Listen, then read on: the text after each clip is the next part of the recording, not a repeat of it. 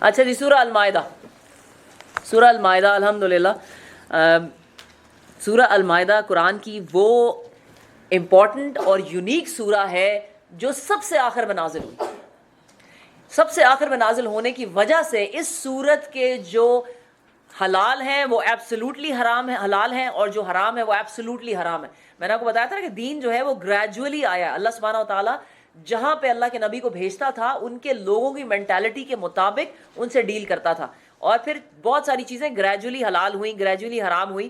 تو سورہ مائدہ کی جو چیزیں ہیں اس کے اندر کوئی اب دوسری رائے کہ نہیں اب اس سے آگے یہ تھا اور اس سے پیچھے یہ تھا، وہ فائنل ورڈکٹ ہے جو سورہ مائدہ میں آیا. حضرت عائشہ نے فرمایا کہ تم اس کے حرام کو حرام سمجھو، اس کے حلال، کس کے؟ مائدہ کے حلال کو حلال سمجھو. سمجھ میں آ گئی؟ یعنی حلال اور حرام کے لیے جو فائنل ورڈکٹ ہے وہ سورہ مائدہ ہے. اس حساب سے یہ یعنی بڑی یونیک سورہ ہے. یہ ظاہر ہے کہ پھر آخری صلح حدیبیہ کے بعد 6 ہجری اور 7 ہجری میں نازل ہوئی، لیکن یہ چلتے چلتے کہتے ہیں اس کی جو آخری صورتیں ہیں وہ رسول اللہ صلی اللہ علیہ وسلم کے آخری ایام تک، یہاں تک کہ حجۃ الوداع کے موقع پر جو اس کی کچھ آیتیں جو ہے نازل ہوئیں، جس میں کہ ایک وہ آیت ہے الیوم اکملت لکم دینکم، آج تمہارا دین مکمل کر دیا. الیوم اکملت لکم دینکم واتممت علیکم نعمتی وردیت لکم الاسلام دینا. تو میں نے تمہارے پر نعمت مکمل کر دیا، تمہارا دین، اسلام کو تمہارے لیے دین چن لیا ہے. اور یہ مطلب یہ بالکل فائنل آیتیں تھی جو نازل ہوئی تھی. تو اس سے پتہ چلتا ہے کہ سورہ مائدہ جو ہے وہ کتنی امپورٹنٹ ہے، سمجھنا، پڑھنا اور اس پر عمل کرنا. اعوذ باللہ من الشیطان الرجیم، بسم اللہ الرحمن الرحیم. یا ایھا الذین آمنوا اوفوا بالعقود احلت لکم بہیمۃ الانعام الا ما یتلی علیکم. اے لوگو جو ایمان لائے ہو، بندشوں کو پوری پابندی کرو، بندشوں کی. اوفوا بالعقود، جو اپنے عقد تم نے باندھے ہیں ان کی پابندی کرو، ان کو پورا کرو، اپنے کانٹریکٹس کو، اپنے وعدوں کو، اپنی زبانوں کو، اپنی باتوں کو جو تم کہتے ہو ان کو پورا کرو. اور ہمارے یہاں تو بڑا مشہور ہے وہ وعدہ ہی کیا جو وفا ہو گیا، اور وعدے کو تو ہم سمجھتے ہی کچھ نہیں ہے نا. قسم کو شاید پھر بھی ہم سمجھ لیں کہ قسم اٹھا لیا. تو مسلمان کی تو زبان ہی سب سے امپورٹنٹ ہوتی ہے کہ آپ نے کسی کو زبان دے دی ہے، پھر چاہے آپ یعنی موت آ جائے آپ کو اس کے اوپر، لیکن آپ پوری کوشش کریں گے کہ آپ نے جو کسی کو بات کہہ دی ہے، زبان دے دی ہے، آپ اس کے اوپر قائم رہیں گے. اور ہماری تو نہ زبانوں کا کوئی پاس ہے، نہ ہمارے کوئی وعدوں کا پاس ہے. تو یہ بتایا جا رہا ہے یا ایھا الذین آمنوا اوفوا بالعقود، اور تمہارے لیے مویشی قسم کے جانور سب حلال کر دیے گئے ہیں. احلت لکم بہیمۃ الانعام، یعنی کہ جو چوپایوں میں سے، چوپائے ہوتے ہیں نا چار پائے والے جانور، ان میں جو مویشی ہیں وہ تمہارے لیے حلال کر دیے گئے ہیں.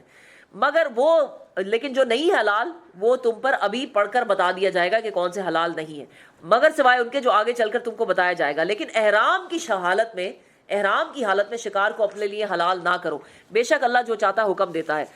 اے لوگوں جو ایمان لائے، خدا پرستی کی نشانیوں کو بے حرمت نہ کرو. یا ایھا الذین آمنوا لا تحلوا شعائر اللہ. اور ہم شروع سے ہی ڈسکس کر رہے ہیں کہ شعائر اللہ کیا ہوتے ہیں. اللہ کی وہ نشانیاں، شاعرہ وہ ہوتے ہیں جو کسی کی یاد دلا دے، جو کسی کا کوئی سمبل ہو. جیسے کینیڈا کا شاعرہ کیا ہے؟ اس کا جھنڈا ہے، اس کا میپل لیف ہے، اور بھی دو چار جیسے موز ہے یا جو بھی ہے اور چیزیں جو ہے وہ شاعرہ ہے. اسی طرح اللہ کے بھی بہت سارے شعائر ہیں جس میں کہ حلال مہینے ہیں، ہدی کے جانور ہیں، جیسے خانہ کعبہ ہے، صفا اور مروہ ہے، یا اسی طرح حجاب ہے، یا داڑھی ہے، یا جو بھی اسلام کی یاد دلائے یا اسلام کے سمبلز ہوں. اللہ تعالیٰ کہہ رہے ہیں ان کو بے حرمت نہ کرو، ان کی حرمت ہے باقاعدہ. جو بھی آپ کا پروفیشن ہے، you owner it, you respect that. بڑی اچھی بات ہے، انسان جو بھی کرے اس کی رسپیکٹ کرنی چاہیے. لیکن آپ سوچیں کہ اللہ کے شعائر اس سے کتنے زیادہ امپورٹنٹ ہیں، ان کی ہمیں کوئی پرواہ نہیں ہوتی. یہ اللہ کی کسی شاعرہ کا جو ہے مذاق بھی اڑایا جا رہا ہے، اس کی بے حرمتی بھی ہو رہی ہے، اور کیا کچھ ہو رہا ہے، ہمیں کوئی پرواہ نہیں.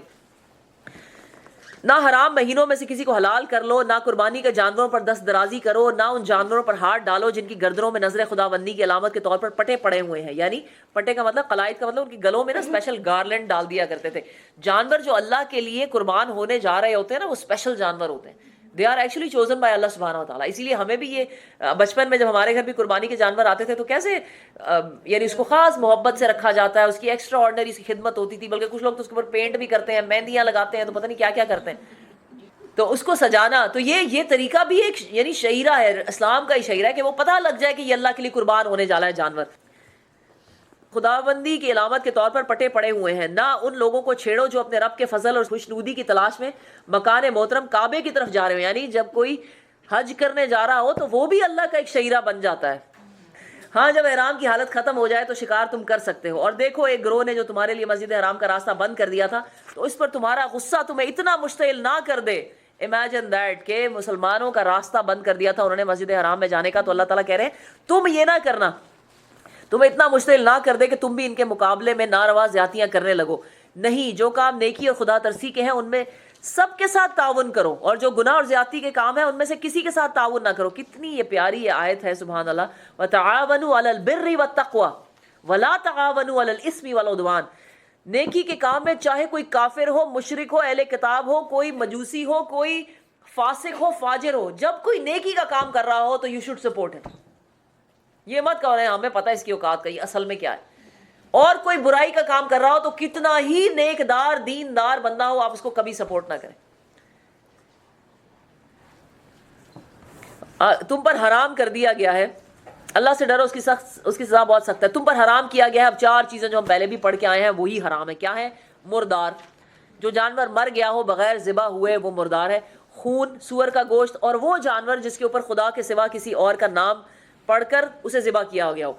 اب آگے جو ہے وہ ڈیٹیل ہے, زیادہ تر ان لوگوں کے لیے ہے کہ ظاہر ہے کہ جن کا دار و مدار یعنی عرب جو تھے وہ صرف جانور ہی ان کی یعنی اور جنگلی جانور کا مطلب ہے کہ جو جانور عام پھرا کرتے تھے, جو کسی کی ملکیت نہیں ہوتے تھے یا ملکیت بھی ہوتے تھے لیکن وہ عام یعنی they had the liberty to move around. تو ان جانوروں میں سے کون کون سے جانور تھے جو وہ کھا سکتے تھے؟ تو وہ جانور جو مر جاتے تھے, کون سے؟ جو گلا گھٹ کر مرے, چوٹ کھا کر مرے, بلندی سے گر کر مرے, یا ٹکر کھا کر مرے, یا کسی درندے نے, جنگلی جانور نے اسے مارا ہو. ہاں مگر وہ سوائے اس جانور کے جب وہ اپنی آخری سانسیں لے رہا ہو تو تم اسے اللہ کا نام لے کر ذبح کر دو تو وہ حلال ہو جاتا, لیکن اگر مر چکا ہو تو پھر وہ حلال نہیں رہے گا. اور وہ جو کسی آستانے پر ذبح کیا گیا ہو وہ بھی حرام ہے. نیز یہ بھی تمہارے لیے ناجائز ہے کہ پانسوں کے ذریعے سے اپنی قسمت معلوم کرو.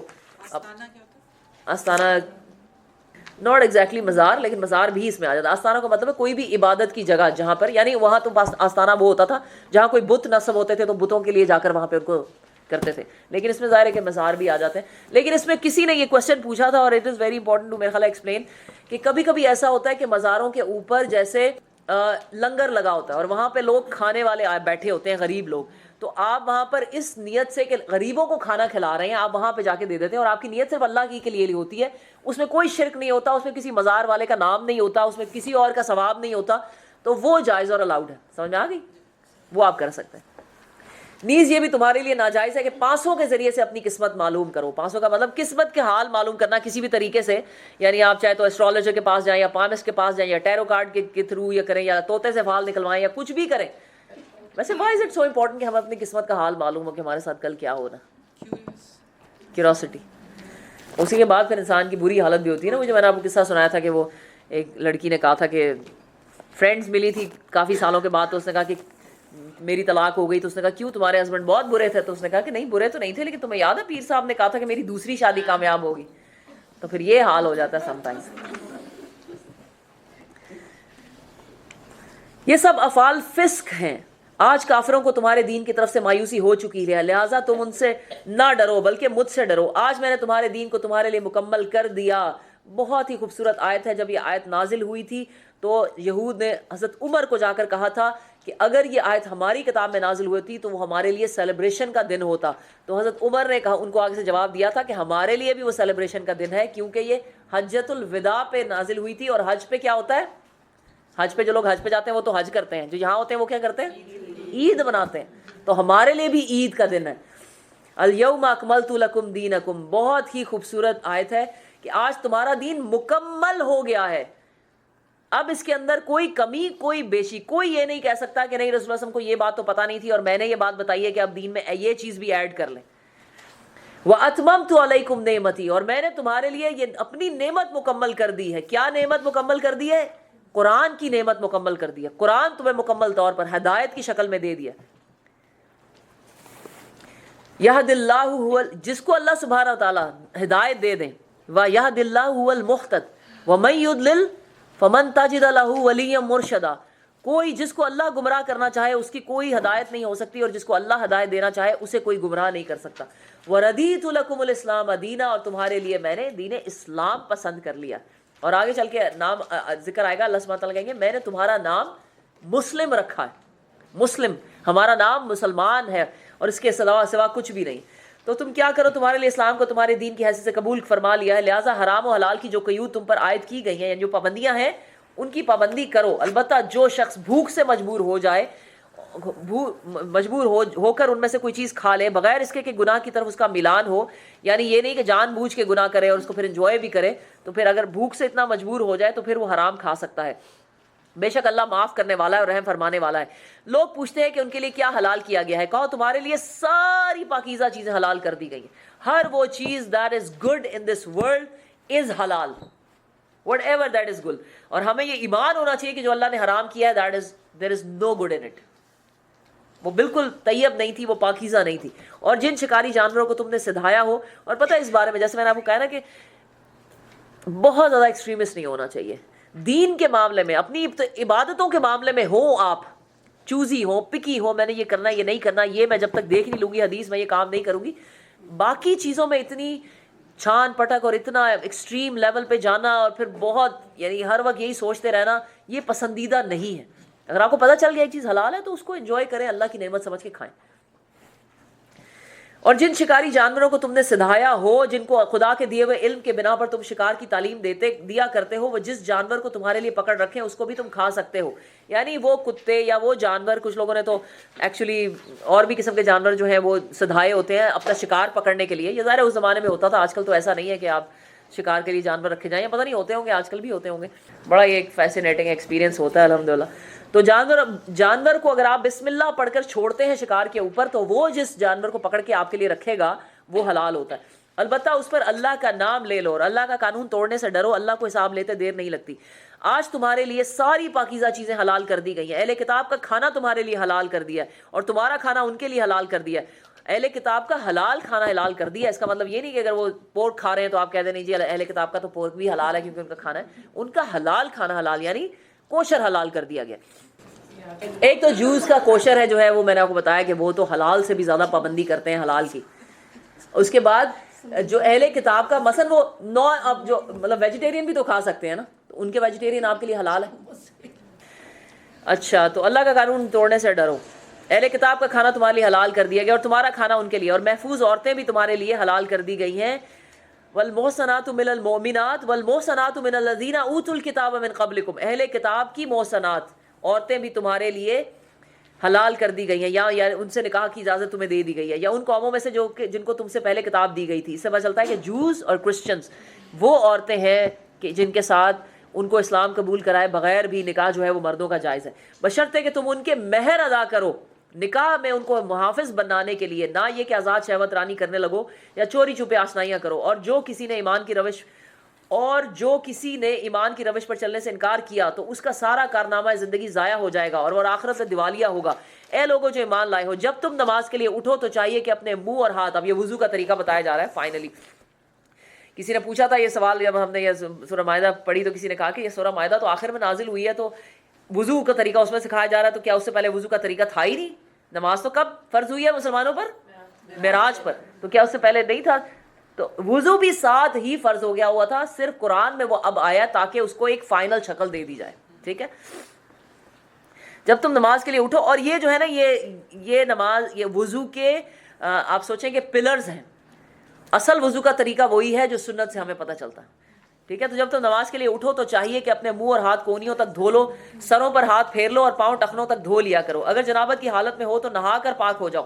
اگر بیمار ہو یا سفر کی حالت میں ہو یا تم میں سے کوئی شخص رفع حاجت کر کے آئے یا تم نے عورتوں کو ہاتھ لگایا ہو اور پانی نہ ملے، یعنی ہاتھ لگایا کا مطلب یہ ہے کہ جب when you have a relationship with your women تو پاک مٹی سے کام لو، پس اس پر ہاتھ مار کر اپنے منہ اور ہاتھوں پر پھیر لیا کرو. اللہ تم پر زندگی کو تنگ نہیں کرنا چاہتا مگر وہ چاہتا ہے کہ تمہیں پاک کرے اور اپنی نعمت تم پر تمام کر دے، شاید کہ تم شکر گزار بنو.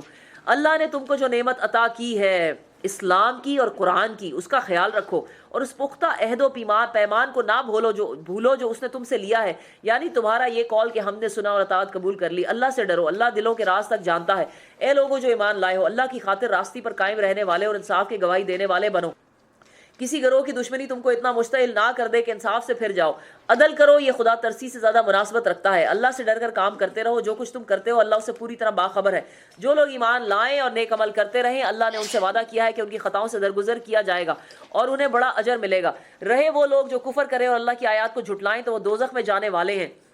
اے لوگوں جو ایمان لائے ہو, اللہ کے اس احسان کو یاد کرو جو اس نے تم پر کیا تھا جب ایک گروہ نے تم پر دست درازی کا ارادہ کیا, مگر اللہ نے ان کے ہاتھ تم پر سے روک لیے. اللہ سے ڈر کر کام کرتے رہو. ایمان رکھنے والوں کو اللہ ہی پر بھروسہ کرنا چاہیے. یہ جو آیت ہے اس کی شان نزول کیا ہے, اس کے اندر اختلافات ہیں. کچھ لوگ کہتے ہیں کہ جب رسول اللہ صلی اللہ علیہ وسلم کو یہود نے قتل کا ارادہ کیا تھا تو اللہ تعالیٰ نے رسول اللہ علیہ وسلم کو وحی کر دی تھی کہ تمہیں قتل کرنا چاہتے ہیں تو ہاتھ روک لیا تھا. کچھ لوگ یہ کہتے ہیں کہ یہ اس واقعے کی طرف اشارہ ہے. ویسے یہ سب کے سب بھی ہو سکتے ہیں اور کوئی ایک بھی ہو سکتا ہے, یو نیور نو. مثلا ایک واقعہ یہ بھی تھا کہ جب رسول اللہ صلی اللہ علیہ وسلم خیبر کی جنگ پر گئے تھے تو ایک درخت کے نیچے آرام کر رہے تھے, اور یہ واقعہ تو ہم نے بہت بچپن سے سنا ہوا ہے. تو ایک شخص نے تلوار ان کے سینے پہ رکھ کے کہا تھا کہ اے محمد اب بتاؤ آج تمہیں میری تلوار سے کون بچائے گا. تو رسول اللہ صلی اللہ علیہ وسلم نے بڑے ہی کاملی جواب دیا تھا. اللہ یہ سنتے ہی وہ کہتے ہیں کانپنے لگ گیا اور اس کے ہاتھ سے تلوار گر گئی اور وہ نیچے گر گیا, اور رسول اللہ صلی اللہ علیہ وسلم نے تلوار اٹھا کر اس کے سینے پہ رکھی اور کہا کہ بتاؤ کہ اب تمہیں میری تلوار سے کون بچائے گا. تو اس نے کہا کوئی نہیں. تو رسول اللہ صلی اللہ علیہ وسلم نے تلوار پھینک دی اور اس نے کہا کہ جاؤ. تو اس بندے نے کلمہ پڑھ لیا, لا الہ الا اللہ محمد رسول اللہ. تو یہ واقعہ بھی ہو سکتا ہے کہ, اور بہت دفعہ مسلمانوں کو, اور یہ وہ واقعہ بھی ہو سکتا ہے جب ہم آلریڈی پڑھ چکے ہیں کہ قصر نماز کا جب وہ صلاۃ الخوف کی جب آ گئی تھی آیات کہ اللہ تعالیٰ نے خالد بن ولید کے اٹیک سے مسلمانوں کو محفوظ رکھا. بہت سارے بھی ہو سکتے ہیں, کوئی اور بھی ہو سکتے ہیں. بالکل ایگزیکٹلی اللہ نہیں روکا تھا بالکل کہ واپس جا کر سب کو ختم کر سکتے تھے یا مدینے پر اٹیک کر سکتے تھے, لیکن ایسا نہیں ہوا. اللہ ہی ہمیشہ, ہم جب بھی کسی ایکسیڈنٹ سے بچتے ہیں, کسی اٹیک سے بچتے ہیں, کسی برائی سے بچتے ہیں, صرف اللہ کا احسان ہوتا ہے. اور انسان کو ہر روز جب وہ صبح سکون کی نیند سو کر اٹھتا ہے, اس کا گھر محفوظ ہوتا ہے, اس کے بچے محفوظ ہوتے ہیں, تو اسے شکر کرنا چاہیے. اللہ رسول اللہ صلی اللہ علیہ وسلم نے فرمایا کہ انسان کے ہر جوڑ کے اوپر صدقہ لازم, ہر جوڑ کے اوپر صدقہ لازم. راتوں کو اتنی بلائیں اترتی ہیں آسمانوں سے حدیث کے مطابق, سبحان اللہ, اور اللہ ہی ہے جو ہمیں اس سے بچا کے رکھتا ہے, محفوظ رکھتا ہے, اور صبح اٹھ کر کھڑے ہوتے ہیں. تو وہ دعا جو ہے دیٹ از ویری امپورٹنٹ. دعا کون سی صبح اٹھنے کی, کون سی ہے؟ ہاں, الحمدللہ الذی احیانا بعد ما اماتنا والیہ النشور. ضرور دل سے یہ دعا, واقعی نیند اتنی بڑی نعمت ہے, اور نیند سے اٹھنا اس سے بھی بڑی نعمت. اللہ نے بنی اسرائیل سے پختہ عہد لیا تھا اور ان میں 12 نقیب مقرر کیے تھے. ان سے کہا تھا کہ میں تمہارے ساتھ ہوں اگر تم نے نماز قائم رکھی اور زکوٰۃ دی اور میرے رسولوں کو مانا اور ان کی مدد کی اور اپنے خدا کو اچھا قرض دیتے رہے, تو یقین رکھو میں تمہاری برائیاں تم سے زائل کر دوں گا اور تم کو ایسے باغوں میں داخل کروں گا جن کے نیچے نہریں بہتی ہوں گی. مگر اس کے بعد جس نے تم میں سے کفر کی روش اختیار کی تو در حقیقت اس نے سواء السبیل گم کر دی. سواء السبیل کیا ہے؟ سواء السبیل ہے سیدھا راستہ. سوا کا مطلب ہوتا ہے برابر یا سیدھا, سبیل کا مطلب ہوتا ہے راستہ, سیدھا راستہ. اور ہم بڑی دفعہ آلریڈی ڈسکس کر چکے ہیں کہ جنت کو جانے والا جو ہے وہ صراط مستقیم ہے, وہ سیدھا راستہ ہے, اور جہنم کو جانے والے بے شمار راستے ہیں. اور یہ دیکھیں انہوں نے کتنا اچھا اس کی یہ جو اسکیچ بنایا ہوا ہے اس کے اندر تفہیم کے اندر, بڑا ہی خوبصورت ہے. رسول اللہ صلی اللہ علیہ وسلم نے ایک مرتبہ اپنے صحابہ کے ساتھ بیٹھے ہوئے تھے اور ایک جسے کہتے ہیں نا ایک اسٹک اٹھائی, لکڑی اٹھائی انہوں نے, اور زمین پر ایک سیدھی لائن کھینچی اور پھر اس کے ارد گرد بہت ساری ٹیڑھی لائنیں کھینچی, اور صحابہ کرام کو بتایا کہ یہ جو سیدھی لائن ہے یہ جنت کی طرف جاتی ہے اور یہ سب ٹیڑھے راستے ہیں جو جہنم کی طرف جاتے ہیں. اب یہ بہت ہی ناممکن ہے, بہت ہی مشکل ہے کہ کوئی انسان ہمیشہ سیدھے راستے پہ چلتا رہے. ایسا نہیں ہوتا. ہوتا یہ ہے کہ انسان کبھی رائٹ پہ نکل جاتا ہے, کبھی لیفٹ پہ نکل جاتا ہے, لیکن اسے چاہیے کیا کہ پھر گھوم کر واپس سیدھے صراط مستقیم پہ آ جائے. اور یقین کریں کہ سواء السبیل کی سب سے اچھی جو ایکسپلیشن ہے نا وہ ہمارا جی پی ایس دیتا.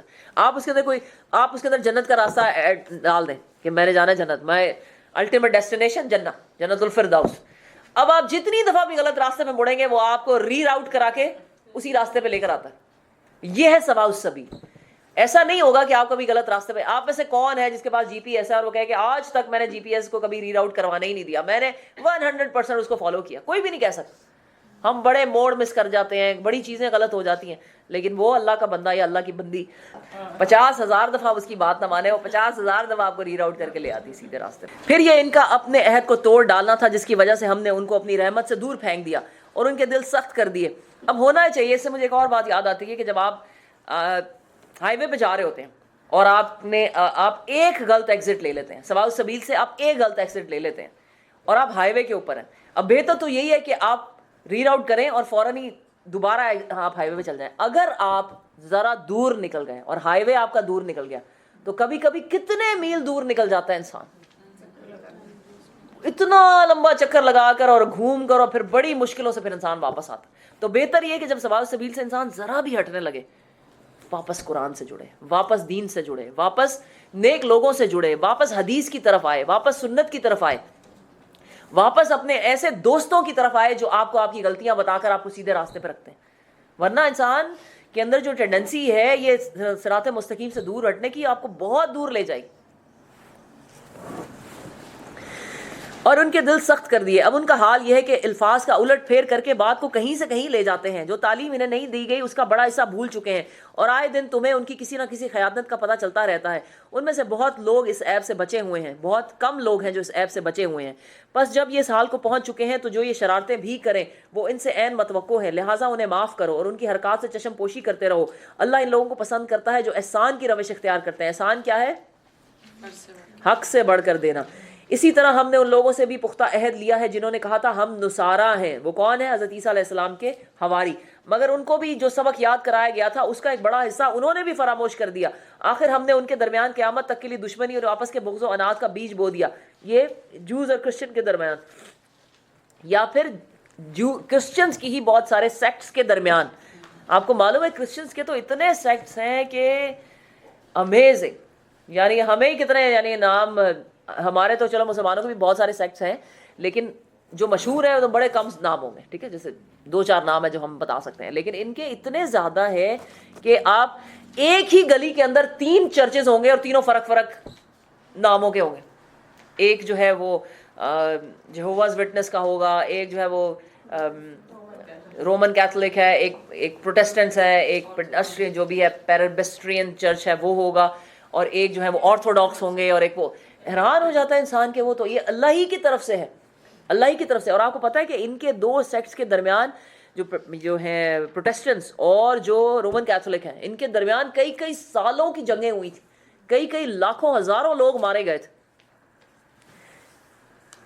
دشمنی اور آپس کی بغض و عناد. لیکن اصل ہمیں یہ سبق لینا چاہیے کہ ہمارا بھی آج یہی حال ہے, ہمارا بھی آج یہی حال ہے. ایک دوسرے کو اب سوچیں ذرا کہ ہمارے ملکوں میں اتنی دشمنیاں ہیں صرف سیکٹس کی وجہ سے. ہیں مسلمان ہی دونوں, اور اتنی دشمنیاں لڑ رہے ہیں, اور لوگ بیچارے پس رہے ہیں, اور لوگ بیچارے بے گناہ مارے جا رہے ہیں. بچے اور بوڑھے اور عورتیں جو ہے وہ جو آپ کی فرقہ پرستی ہے اس کے بھیڑ چڑھ رہے ہیں.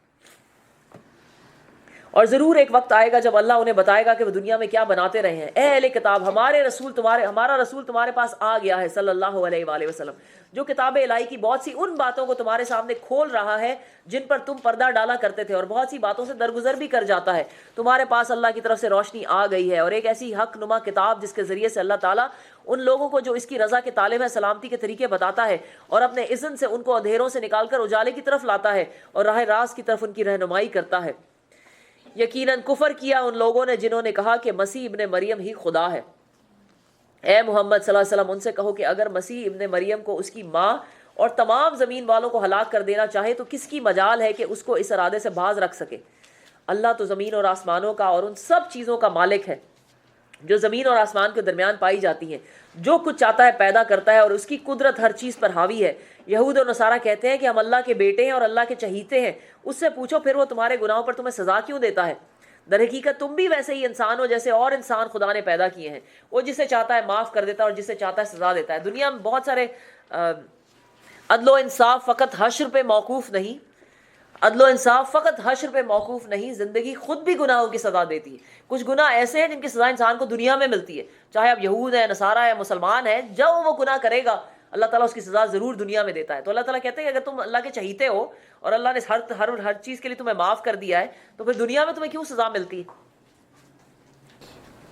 مثلا بڑی زیادہ دور جانے کی ضرورت نہیں ہے. مثلا اگر یہود اللہ کے اتنے چہیتے ہیں, ہیونگ سیڈ دیٹ مسلمان بھی کوئی اللہ کے چہیتے نہیں, جو ہمارے حالات ہو چکے ہیں.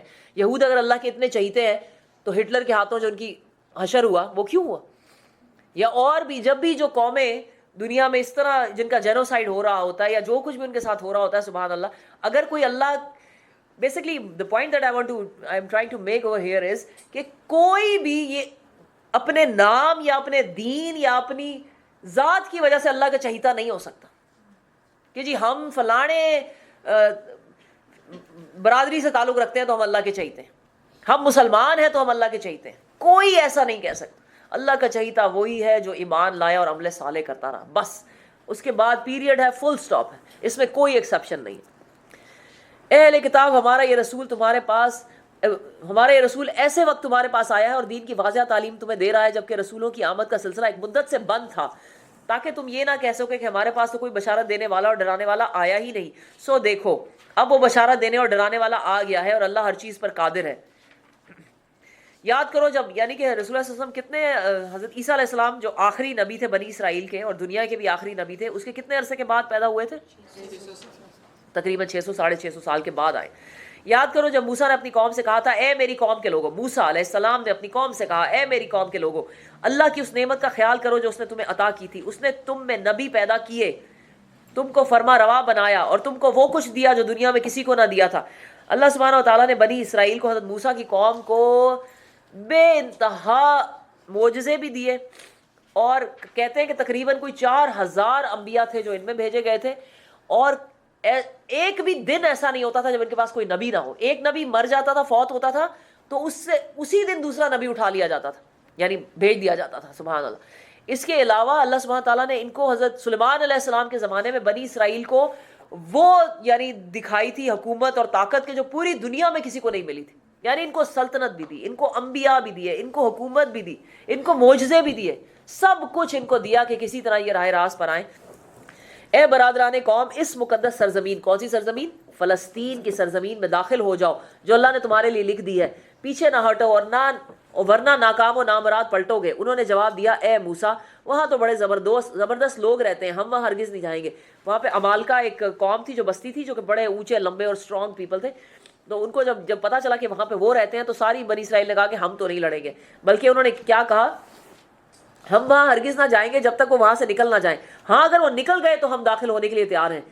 ان ڈرنے والوں میں 2 شخص ایسے بھی تھے، اسی قوم میں، بنی اسرائیل کی قوم میں 2 لوگ ایسے بھی تھے جن کو اللہ نے اپنی نعمت سے نوازا تھا. انہوں نے کہا کہ ان جباروں کے مقابلے میں دروازے کے اندر گھس جاؤ، جب تم اندر پہنچ جاؤ گے تو تم ہی غالب رہو گے. یعنی you just have to take the first step. یہی بات ہمیں یاد رکھنی چاہیے کہ اللہ کو کوئی فرق نہیں پڑتا. اللہ تعالیٰ نے کوئی آپ کو کوئی مروانا نہیں، کسی سے پٹوانا نہیں ہے، کوئی آپ کو اللہ تعالیٰ نے بے عزت نہیں کروانا. اللہ تعالیٰ صرف یہ دیکھنا چاہتے ہیں کہ کون میرے راستے میں نکل کھڑا ہوتا ہے. باقی کام تو سارا فرشتوں نے کرنا ہوتا ہے، باقی کام تو فرشتوں نے کرنا ہوتا ہے. بدر کا میدان جب سج جاتا ہے تو اس کے بعد فرشتے آ جاتے ہیں، لیکن وہاں تک پہنچنا ضروری ہے نا. جب تم اندر پہنچ جاؤ گے تو تم ہی غالب رہو گے. اللہ پر بھروسہ رکھو اگر تم مومن ہو. لیکن انہوں نے پھر یہی کہا کہ اے موسیٰ، ہم تو وہاں کبھی نہ جائیں گے جب تک وہ وہاں موجود ہیں، بس تم اور تمہارا رب دونوں جاؤ اور لڑو، ہم یہاں بیٹھے ہیں. اس پر موسیٰ نے کہا اے میرے رب. اس آیت کو پڑھ کے یقین کریں حضرت موسیٰ پہ انسان کو اتنا پیار آتا ہے اور اتنا ترس بھی آتا ہے. کیا کیا نہیں کیا انہوں نے اپنی قوم کے لیے. لیکن ایونچولی اس قوم نے حضرت موسیٰ علیہ السلام کو کہتے ہیں نا زچ کر دیا. تو کہتے ہیں اللہ تعالیٰ کو اے میرے رب، میرے اختیار میں کوئی نہیں ہے مگر یا میری اپنی ذات یا میرا بھائی، پس تو ہمیں ان نافرمان لوگوں سے الگ کر دے. اللہ نے جواب دیا کہ اچھا، تو پھر اب ان کے اوپر 40 سال تک یہ زمین حرام ہے، یہ زمین میں مارے پھریں گے، اور ان نافرمانوں کی حالت پر ہرگز ترس نہ کھاؤ. اور ذرا انہیں آدم کے ان 2 بیٹوں کا قصہ بھی سنا دو، صاف حق کے ساتھ سنا دو. جب ان دونوں نے قربانی کی تو ان میں سے ایک کی قربانی قبول ہو گئی اور دوسرے کی نہ ہوئی. یہ حضرت آدم علیہ السلام کے 2 بیٹے تھے، حابیل اور قابیل، اور دونوں میں سے قربانی کی حابیل نے بھی کی، قابیل نے بھی کی. قابیل کی قربانی قبول ہو گئی. پتہ ایسے چلا کہ آسمان سے بجلی آئی تھی ایک، اور وہ قربانی لے کے چلی گئی. اس سے پتہ چلا کہ اس کی قربانی قبول ہوئی ہے. اور حابیل کی قربانی جو ہے بجلی نہیں آئی اور نہ لے کر گئی، تو اس سے پتہ چلا کہ اس کی قربانی قبول نہیں ہوئی. اب اگر ہم جب اللہ کے لیے قربانی کرتے ہیں، جو عید پہ قربانی کرتے ہیں وہ تو الگ، جو ہم عام بھی صدقہ دیتے ہیں، اللہ کے لیے کچھ بھی قربان کرتے ہیں، اور کچھ بھی اللہ کے لیے ہم بڑے کہہ رہے تھے ہم نے اللہ کے لیے سیکریفائس کیا ہے. آپ نے کبھی آپ کا دل چاہے کہ آپ کو پتہ چل جائے کہ یہ قبول ہوا ہے کہ نہیں ہوا؟ بڑی دفعہ دل چاہتا ہے انسان کا کہ پتہ نہیں میں جو اللہ کے لیے کر رہی ہوں قبول ہو بھی رہا ہے کہ نہیں ہو رہا. میں جسے کہتے ہیں نا مر گئے ہم اور اگلے کو خبر تک نہ ہوئی، ہم نے جان دے دی اور اگلے کو پتہ تک نہ چلا. تو دنیا کے لیے تو یہ ہے, لیکن کبھی کبھی دل چاہتا ہے کہ پتہ نہیں اللہ بھی قبول کر رہے ہیں کہ نہیں کر رہے.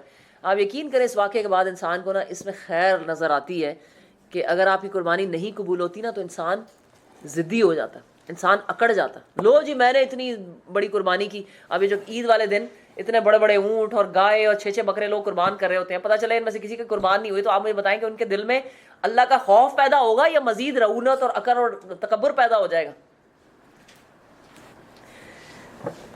جب ان دونوں کی قربانی کی تو ان میں سے ایک کی قربانی قبول کی گئی اور دوسرے کی نہ کی گئی. اس نے کہا میں تجھے مار ڈالوں گا, یعنی قربانی اپنی نہیں قبول ہوئی اور کہا کہ میں تجھے مار ڈالوں گا. اس نے جواب دیا, جو حابیل تھا, اس نے کہا اللہ تو متقیوں ہی کی قربانی قبول کرتا ہے, اگر تو مجھے قتل کرنے کے لیے ہاتھ اٹھائے گا تو بھی میں تجھے قتل کرنے کے لیے ہاتھ نہ اٹھاؤں گا. میں اللہ رب العالمین سے ڈرتا ہوں, میں چاہتا ہوں کہ میرا اور اپنا گناہ تو ہی سمیٹ لے اور دوزخی بن کر رہے. اس کا بالکل یہ مطلب نہیں ہے کہ اس نے کہا کہ اچھا آؤ میں تو یہاں بیٹھا ہوں اور تم آ کے مجھے مار دو. اس کا مطلب یہ تھا کہ میں تمہارے سے لڑائی نہیں کروں گا, کیونکہ رسول اللہ صلی اللہ علیہ وسلم نے فرمایا ہوا ہے کہ ایسا وقت بھی آئے گا جس میں قاتل اور مقتول دونوں جہنمی ہوں گے. تو صحابہ کرام نے کہا کہ مقتول تو بیچارہ ہوگا جہنمی, کہ وہ تو قتل ہوا, تو قاتل تو جو ہے وہ جہنمی ہوا کہ بھئی اس نے قتل کیا, مقتول کیوں جہنمی ہے؟ تو رسول اللہ صلی اللہ علیہ وسلم نے فرمایا کہ اگر قاتل اسے قتل نہ کرتا تو وہ اس کو قتل کر دیتا, نیت تو تھی نا اس کی قتل کرنے کی. تو یہ اس آیت کے اندر, اس حدیث کے اندر آتا ہے. اللہ رب العالمین سے ڈرتا ہوں, میں چاہتا ہوں کہ میرا اور اپنا گناہ تو ہی سمیٹ لے اور دوزخی بن کر رہے. ظالموں کے ظلم کا یہی ٹھیک بدلہ ہے. آخرکار اس کے نفس نے اپنے بھائی کا قتل اس کے لیے آسان کر دیا اور وہ اسے مار کر ان لوگوں میں شامل ہو گیا جو نقصان اٹھانے والے ہیں. پھر اللہ نے ایک کوا بھیجا جو زمین میں کھودنے لگا تاکہ اسے بتائے کہ اپنے بھائی کی لاش کیسے چھپائے. جو حابیل کا قتل ہے وہ دنیا کا پہلا قتل تھا اور دنیا کی پہلی موت بھی تھی. اس واقعے سے ہمیں یہی پتہ چلتا ہے کہ اس کو یہ تک نہیں پتا تھا کہ کیسے میں اپنی بھائی کی لاش کو چھپاؤں دنیا میں. تو دیکھا کہ کوا جو ہے وہ زمین کھود رہا تھا, تو اس نے بھی زمین کھود کے دفنا دیا اپنے بھائی کو. یہ دیکھ کر وہ بولا افسوس مجھ پر, میں اس کوے جیسا بھی نہ ہو سکا کہ اپنے بھائی کی لاش چھپانے کی تدبیر نکال لیتا. اس کے بعد وہ اپنے کیے پر بہت پچھتایا. اسی وجہ سے بنی اسرائیل پر ہم نے یہ فرمان لکھ دیا کہ جس نے کسی انسان کو خون کے بدلے یا زمین میں فساد پھیلانے کے سوا کسی اور وجہ سے قتل کیا تو اس نے گویا تمام انسانوں کو قتل کر دیا, اور جس نے کسی کی جان بچائی تو اس نے گویا تمام انسانوں کو زندگی بخش دی. اس سے پتہ چلتا ہے کہ ایک انسان کا قتل ہے بیسیکلی ساری انسانیت کا قتل, کیونکہ بیسیکلی سارے انسان جو ہے, ہیومینٹی ہے, وہ تو ایک ہی ہے نا. تو سب کا قتل جو ہے وہ, ایک انسان کا قتل جو ہے وہ سب کا قتل ہے.